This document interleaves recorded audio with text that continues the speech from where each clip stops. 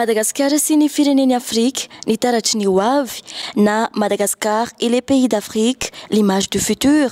Io no lohahevitry ny Zakaben Toekarena na ny forum économique izay nokarakarain'ny fikambanana Afrique Association for Free Research and International Cooperation no tanterahina teny amin'ny efitrano malalaky ny CCI Vato nanomboka ity andron'ny zoma fa 17 volana aogositra 2024 ity ka itoy ny asabotsy fa 20 volana aogositra.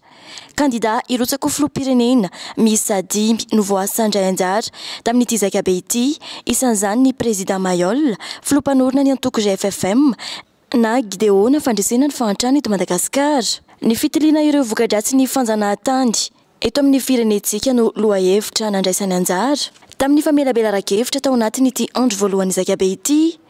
Marary vokatry ny fanjanahana nataon'ny Frantsay Madagasikara hoy izy, vokany maizina tanteraka ny fiainan'ny malagasy ka izany indrindra no antony nahatonga ny antoko GFFM nanangana ny vinan'ny fahazavana raha ny nambarany. Hoe ilay lova napetraka ny fanjanahantany aty Afrika izay tsy nitondra fampandrosoana rehefa nahazo fahaleovan-tena ilay firenena fa voamaika nampahatra an'ilay firenena.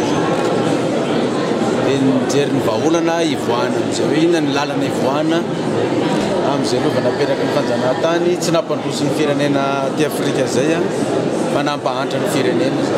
Inona ny vahaolana? Any rehefa atao ny vahaolana amin'ny lafin'ny toe-karena, amin'ny lafin'ny politika sy amin'ny lafin'ny sosialy zany. Teny malagasy no nampiasan'ny président Mayol tao anatin'ny famelabelaran-keviny satria io izy no teny-drazantsika ka io no tokony ho ampiasana fa tsy ny teny vahiny izay isan'ny lova napetraky ny fanjanahantany. Ireo vahiny hitantsika reo zao izy tonga eto Madagasikara tsisy miteny gasy ry zareo nandray fa ny tenin zareo ny tenenany. Dia eto Madagasikara za gasy dia tsy maintsy miteny gasy zany fa io le teny vahiny io zany mbola le vokatry le lova napetraky ny fanjanahantany foana le teny vahiny. Dia na dia efa aty Madagasikara ary tsika gasy dia mbola miteny vahiny ihany zany hoe tsy afaka mihitsy le lova napetraky ny fanjanahantany zany. Andrasany amin'izao zakabe izao kosa ny voan'ny vahaolana ialan'ny Madagasikara amin'ny lova napetraky ny fanjanahantany. Ny andrasana misy ity nge zany dia mba ivoahana amin'ilay lova napetraky n'ilay fanjanahantany tamintsika malagasy hoe mba hiarina amin'izay ilay firenena voazanaka fa tsy hiakin-doha amin'ilay fanjanaka intsony zany.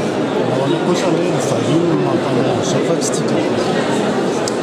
Ny vahiny no mampanao azy satria vahiny koa fa mieritreritra hoe tsy tokony amin'izao toerana izao intsony misy ny firenena malagasy fa tokony efa hampandrosoana amin'izay dia tsika naterakira indray ve milaza hoe tsy mahay mandeha. Zao nge alalana ny vinan'asany tsiraray avy. Dia rehefa azo ny vinan'asany tsiraray avy dia mijery ny fomba natanterahana azy mba hampandrosoana an'ilay firenena zany.